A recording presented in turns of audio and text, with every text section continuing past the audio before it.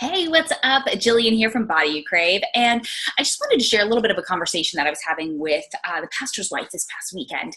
And it was a really awesome conversation. I was trying out a new church actually, and we just started talking, and she was telling me about the women's ministry, and it sounded awesome. And we started talking about worthiness. And she just brought up that, so many women struggle with worthiness. And I was like, girl, tell me about it. Like, I totally know. Because that, I think, is the number one underlying issue or kind of problem that we have as women is understanding our worthiness and our value just intrinsically for who we are, not because of what we do. I'm sorry. Hey, Gunner. Sorry, my dog is like trying to chew stuff. But intrinsically, like our intrinsic value, right? It's not because of what I do. It's not because of my accomplishments, right? It's not because I earned it. It's because of who I am. Right? And that can be hard for us to accept, right? Because we think we have to look a certain way. We have to be pretty enough or thin enough or tall enough, or maybe it's curvy enough or have a big enough butt or big enough boobs or whatever. Like we have to look a certain way in order to be perfect. And that's where we can get caught up, is this vision of like, what is perfect? Because perfect actually, it looks different for everybody. And my vision of perfect is going to be different than your vision of perfect, right? Some people, while I'm hating the way that I look, some people will be like, man, she looks awesome, right? But we're never happy with ourselves, right? We're always trying and striving for something else. We always feel a little self-conscious, and it goes back to, why do we matter? How are we valued just as a person? And it's hard when society values good looks or straight hair or, certain aspects, a certain height, certain body shape, certain body sizes. And we feel like we don't stack up and we're not good enough, right? Like that's what it comes down to. And so we had a really great discussion about how that comes off and body image. And really, it starts from just small, simple kind of conversations. It comes from friends and from family. And it starts when we're like 5, 6, 7 years old, and we're downloading everything around us and we're making assumptions as to what that means. And so it started off with me as, my aunt, I love her to death, but she made a comment and it really stuck with me. And there were multiple comments, but I was always pudgier than my cousin. And so it wasn't just her, but it was like, oh, Jilly, like, oh, I just washed those, don't stretch them out. Right? Like, oh, or my cousin would get praised for how tall and skinny she was. And I'd be like, what about me? Right? And then a couple of years later, we had moved. And so we flew back to visit family, and my grandma was like, wow, you're so skinny. I can't believe how skinny you are, Jill. Oh my gosh. And I was like, well, I kind of feel I feel normal. Like I look the same as I did a few years ago. And I'm sure I had gotten taller and I just didn't really realize it, and maybe I had like leaned out or slimmed down a little bit because I got taller. But to me, that just reinforced the fact that like, oh, well, if I'm skinny now and I wasn't before, then I must have been fat before. Right? Like we make it mean a certain thing, even though that's not what she was trying to say.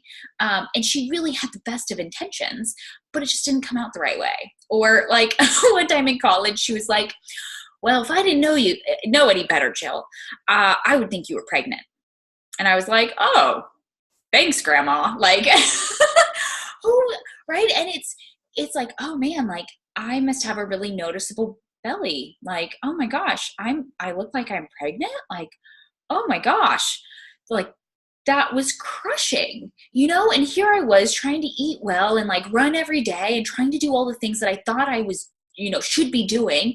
And I couldn't lose weight, and I just felt pudgy and bigger, or maybe I felt okay, but I obviously didn't look that good to other people. And so it was never, so that one, that comment aside, because that was a little more negative, but like oftentimes they're not really bad negative comments. It's what we make it mean, right? It's that skinny friend who's like, oh, I'm so fat. And you're like, shut up, right? Like, no, bitch, that is not fat. That is skin. Stop it. And it's okay. Well, if she thinks that way about her, well, what does she think about me? Because I'm clearly bigger than she is. So does she think I'm fat? Like, am I fat now? Do I have to get to her size? Do I have to get thinner than her now because she thinks she's fat? Like, right? And we start to second guess ourselves and we get so caught up, but it's just these little phrases. It's the little phrases that compound over time that really make the biggest impact. And that's how we get to this place of having a really disordered view and relationship of our body. It's usually not one instance or one statement or one time or even something like super mean that was said to us. It's often little things that compounded over time. And maybe it was just one trigger, just one person calling you fat, one person saying you had a big butt, but often it's the little things. It's the, refrigerator magnet that says moment on the lips, forever on the hips, right? Like it's these antagonistic views. It's all of the shape magazines with the covers that are so perfectly lean and bodied and they're like 6-pack abs and they're photoshopped, but we don't see that. We don't think about that. We just think, oh man, she looks hot. Like she looks awesome. I don't look like that. Therefore, I'm not hot. I'm not pretty. I'm not sexy enough. I'm not attractive. And we make it mean something. And that can be so destructive. And it's tough because, it's something I think a lot of women struggle with. And it's easy to put on an external face and to just see something, but we don't ever see what's inside. We don't see the other women struggling with it necessarily. We don't see it, right? We just see like, oh, like I would look at the pastor's wife and be like, oh, pastor's wife. Oh, she's got it all together. Oh, she, like life is perfect. And really internally, she's second guessing herself. She's doubting herself. She's going through the same things that I'm probably going through. And there's no need to put her up on this pedestal. Same thing for me. I go through it too, right? And it's something where we've got to take a stand. We've got to change this. We have to change it for ourselves, for our own mental health and well-being, because it's freaking exhausting trying to keep up with everything. It is flat out exhausting trying to be perfect. It is. I've tried and it's terrible. It's terrible. But that's really, once we can shift this relationship with ourselves, then we can help other people. And then we also don't continue the cycle, because a lot of this we pick up from friends and family and neighbors, as we grow up and we're little kids and we're downloading everything, right? So I've wanted to change this for myself so that I'm not impacting other girls around me. I'm not impacting my niece with it or my sisters, that I'm not impacting any future kids that I have. I want to change this for me and so that I can help change them, because I can't create. I've got to stop the cycle, right? I've got to recognize it. I've got to acknowledge it, and I've got to stop it and figure out, well, what are the new habits? What are the new beliefs that I want to accept? And when it comes to new beliefs, I'm not going to automatically think like, oh, I love my body. Like, oh, I've hated you for, a decade, and now I'm just magically going to love you. That's not how it works either. At least not for me. Maybe for you, it's going to be kind of a light bulb moment, and that's totally awesome. But for some of us, I'd say for most of us, it's not, right? We spend so long being like, oh my gosh, you're so pudgy, you're fat, your thighs are too big, they rub together, there's no gap, right? Like retarded stuff. And we just criticize ourselves all the time, when like in reality, maybe the next step is like, you're not that bad. Right? Like, hey, maybe you're not perfect as according to somebody else, but like, hey, you're not that bad, right? Like, that was a compliment for me. When I got to the end of my rope and I was like, I just want to think that like, I'm okay, that I'm pretty. Like, can I just think that? Can I just feel that? Right? We want to feel something. We want to feel good about ourselves. We want to have natural confidence, and that comes from shifting our belief. And in order to do that, we have to, one, shift our mantras and what we're saying to ourselves and taking them one step at a time, right? So not trying to go from like a 2 and I feel like a fat cow to I have 6-pack abs if I don't, right? If I'm miles away from that, then that's not going to resonate and I'm not going to feel that way. It's like if I were to say like, I'm a Victoria's Secret supermodel, right? I'd be like, bullshit, right? And that's why sometimes comments from other people wouldn't stick either, because I didn't believe them.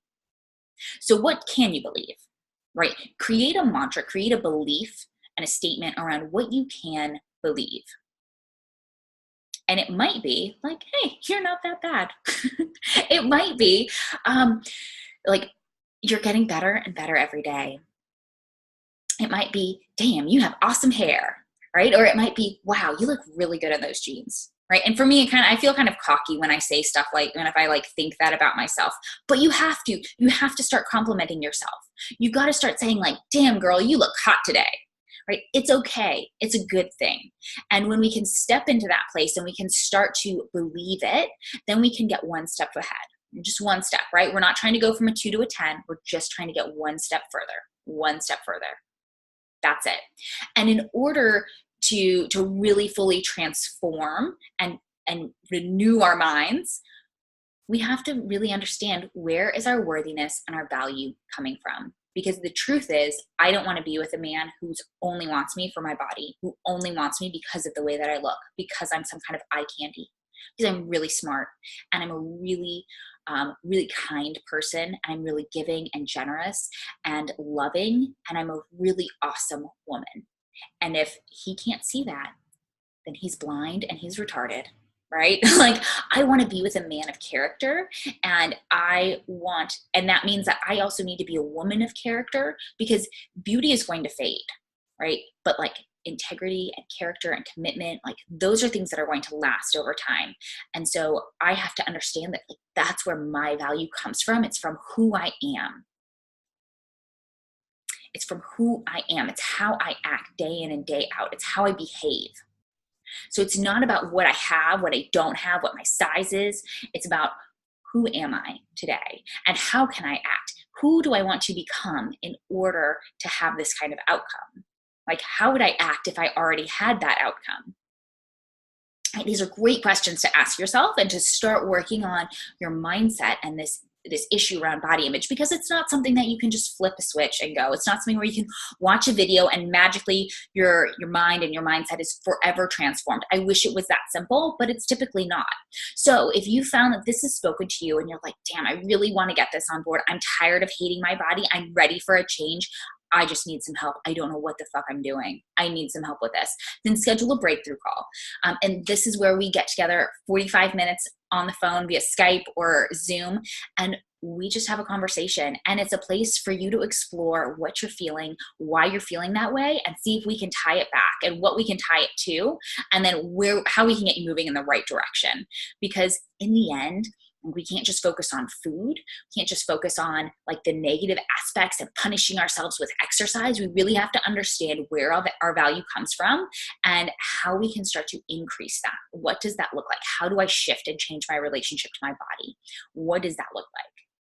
So if that's you, schedule a breakthrough call, jillianlama.com/breakthrough. We'll post the link below.